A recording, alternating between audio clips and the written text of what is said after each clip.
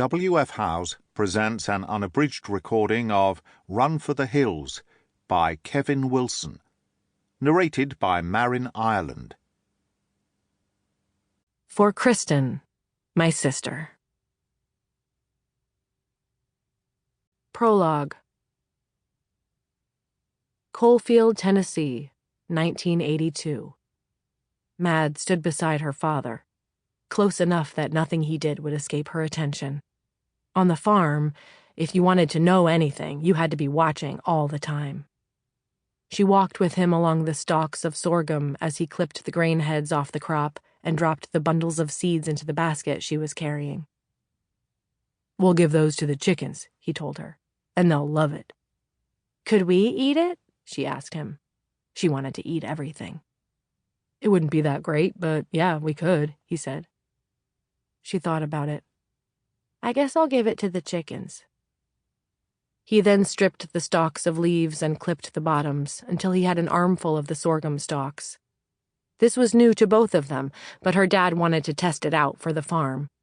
He'd seen some Mennonites in the next county run their sorghum mill, and he liked that it was pretty resistant to drought and didn't need much care and would be a good ground cover crop.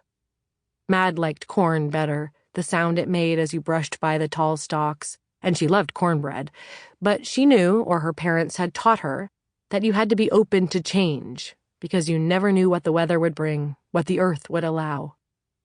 It was not something she cared for, relying on anyone else, hoping she got what she wanted.